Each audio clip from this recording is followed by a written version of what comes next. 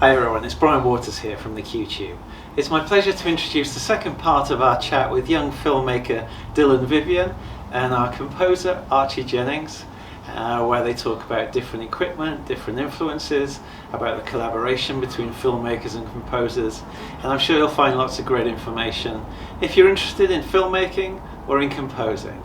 Let us know what you think in the comments below. Let us know if you have any questions that you'd like us to put to filmmakers in the future. And yeah, enjoy the interview.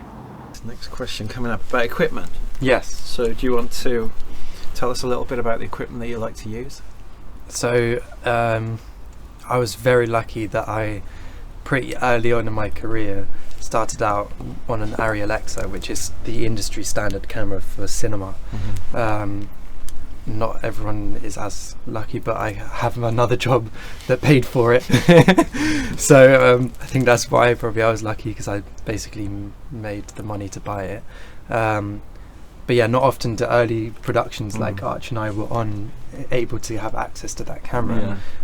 So that really helped out me definitely as a DP too, because I was shooting with something I wanted to shoot on. And again, it creates that really beautiful filmic look that a normal digital camera just can't render. Hence why they are how much they cost, because Arri, the company in Germany, spent 10-15 years like developing just that sensor alone.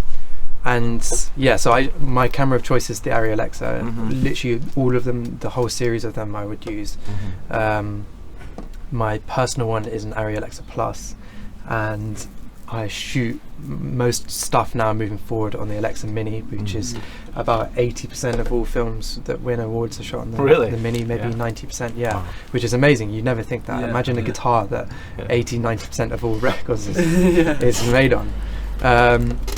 So yeah, the Mini is a beautiful camera. The Alexa's the same. I mean, they all use the same sensor. It's just different sizes. So for cameras, I choose the Alexas, the Arri Alexas, and I never really venture outside of them unless it really requires it.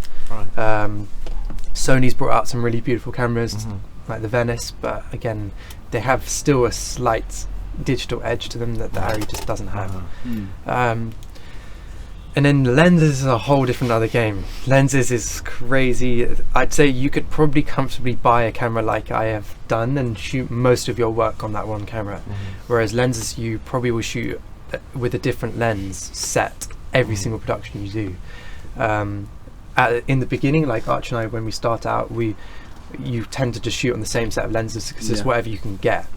But now that I'm on bigger productions where there's a sufficient budget to rent things in, you can then choose, which lens is going to suit that specific project. Optimal for that. Exactly, because different lenses produce totally different images. Once you're happy with the sensor that renders an image how you like it, you can then just use the lens to kind of alter that image and suit it better or worse for that project. Yeah. So do you have to do a lot of experimentation so that you become familiar with what different lenses can do, and then when you get a project you're ready because you've got that kind of database of knowledge? Yes. So there's what's called a camera test, and big productions will do multiple camera tests before they start. So for example, you can actually watch the Joker's camera tests online, and they got Joaquin Phoenix in for the camera tests, and at the camera tests makeup artists come, costume set design, and literally everyone comes to their colour palettes and they see how things look. It's exactly like that. And he can experiment, Joaquin Phoenix just experimented with the character while they just shot him basically. And at that camera test, sometimes it's done at a studio or a rental house, and you experiment with, maybe the DP might experiment with 3 different cameras and maybe 5 or 10 different sets of lenses. 5 or 10 different sets of lenses, and you'll see what works best. But for sure the DP in his head will have, or her head, what lens and camera is going to work for that project best. You just need to get there to the camera test to see which actually does translate the best on screen. So have you done this process? Of course. So important, and you also learn really that actually that's so not right for this project. But then 2 months down the line, when you're doing another piece, you think, oh my gosh, I remember I shot on those K35s and they were horrible for that project, but they're perfect for this. I suppose it's the same as, you know, guitars and instruments. They all have different sounds and kind of nuances, and you remember actually that kind of type of sound is actually perfect for that project. So you pair the two. But yeah, no, it's great. And if you start working with a really good rental house who's got a full set of, you know, different types of lenses, you're really lucky. Then you've got the choice basically of whatever you want. I'm just about to work on a project on Monday where the director said to me he wants me to do this really complex version of the shoot, which I said, that's cool, but only if you rent me some really nice lenses. And I told him exactly what I want, and I would, you know, never be able to afford to buy them, but it's so nice to be able to work with, you know, lenses like that. But yeah, vintage lenses and all sorts of lenses is a real big area of it.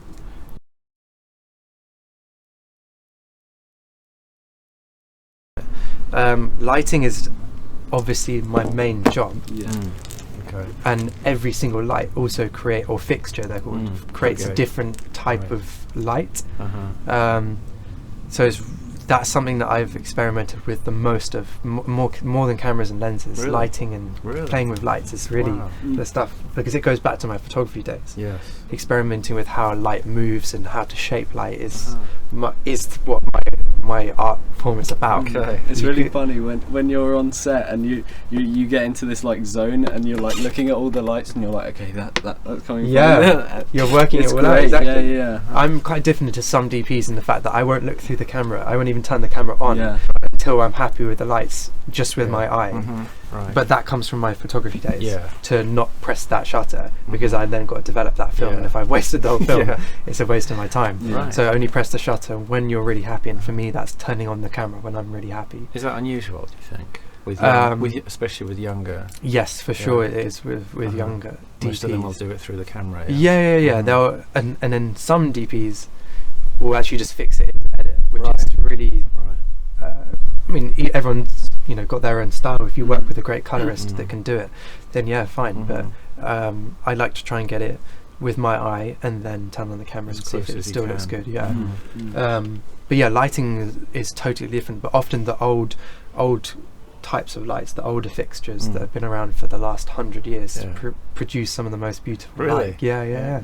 There's obviously LEDs that we've got now, which are amazing, and you know, I can have a desk literally just down the bottom of set and have a whole lighting rig above and control everything, you know, like a candle effect or a fire effect from the ceiling, and I can do it all just from a slider there, which is amazing. But actually the older fixtures are just where you're literally putting in pieces of mesh to take down the light's power, and putting old gels in the front there's the same texture and feeling about it that you just can't quite capture from an LED. Even things like carbon arc lamps, which are amazing, you know, old lamps that they have to have a specific operator to operate them, and they have a 10-minute spark time, and you know, there's real amazing things. Same as the tape delay. Same as the tape delay. The tape delay, there's old ways and techniques to do it, and it creates a real different feeling. So yeah, for lighting is like lenses is amazing. Cameras, there's only really 3 main competitors. Or cameras that you'd ever think of using really in high-end cinema. Lenses, there's hundreds, but lights and ways of shaping lights, there's thousands. So how widely are these sort of vintage lighting technologies still used in film? No. I'd say someone like Roger Deakins will probably only light still with vintage, you know, older style lights. So and what about with younger up and coming? Mostly LED.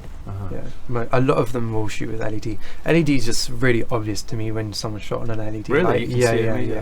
It cuts very digitally. It doesn't kind of wrap the face really softly like a tungsten Fresnel would do. And bouncing into HMIs and bouncing into bouncers and things like that. Cove lighting, all different techniques that you all different techniques that you would do with old lighting that actually nowadays there's so many different LEDs that you can just kind of budget with, which are great in some like I just worked on a job where we had these amazing little bulbs which screw into normal bayonet, but they're fully controllable from my phone. So I put 2 in a stove and put them on the fire setting, and they looked like fire, and just rotated the stove around a little bit so you couldn't see in. Put some wood in there, and it looked like there was a fire going on. Yeah. So there's things like that the only way I could have done that before Yeah. would have been A real fire. to use a real fire, which wouldn't have been allowed. So yeah, for sure, LEDs have their place on set, and they're being used more and more and more. But the older techniques really, there's something really beautiful about them still. Interesting. Okay. LEDs are getting better though. Yeah, for sure. Sure. And about the music or other Yeah, the inspirations? music. So Tony Anderson, Max Richter, Thomas Newman. I love Thomas Newman as a film score. But probably my favourite composer is Nicholas Britell, other than Archie Jennings, of course. But yeah, Nicholas Britell, who did Moonlight and Field Street Could Talk. I don't know, he's just something so magical about him. Tony Anderson does more kind of pieces of music, which are really nice. But I wouldn't necessarily sit down and listen to lots of Tony Anderson, whereas I would for Nicholas Britell. I think. But that's as a filmmaker thinking to myself, watching his process on screen and how he enhanced that image so much with just the most simple of scores is just so magical. Like sometimes just one instrument and that piano theme in Moonlight my we were trying to learn the piano theme in Moonlight in my student house. Like Dylan, it's I was so taught magical. Dylan this theme on piano. I'm on a job next week for 4 days and they've put me in this cottage, and in the cottage is a grand piano, so every evening when I finish I'm going to sit there trying to learn that. I looked at it today thinking I'm definitely learning that. Yeah, amazing. No, he's just amazing, Nicholas Britell. Really, really beautiful. And everyone that works with Barry Jenkins, who's the director of Moonlight, like James Laxton, who's the cinematographer, the DP, that whole team, a lot of them went to college together and they're still working together now. But without fail, they work together on every single project they do, and I love that. I really, really love that. I want that to be the same with me and Arch, and anything that I get offered, I always put Archie on it. Because I think there's just something special about that, you know? We've got that kind of understanding together that I can also say to Arch, no, that really doesn't work with the picture. And Arch can say, actually, I really think this would work really cool. I'd love to try. There's something that I know that Hans Zimmer and what's his name? What's the guy from the director of Interstellar? How can I forget his name? Christopher Nolan. Christopher Nolan. How bad is that? Christopher Nolan and Hans Zimmer work together a lot, and I know that a couple of times Hans Zimmer's composed something before the film's even been finished, being written. And I'd love to do something with Archie where, in fact, we are doing something. Solace. Where you've written the piece before I've even shot anything. And we have a piece written for that. So there's something I hear like in Archie's music that then would inspire a different type of camera movement to me. Because if he's composed something that's really staccato, I might go at it with a really jittery handheld feeling. Whereas if it's got that legato, I was about to say legato. So what were you working from to create that piece? I was just. Did you have a script or something? No, we had it was a camera test actually. I used for that, but also it's a dance. So we had the dancer just literally just iPhone shot the dance, but I wasn't working to the dance.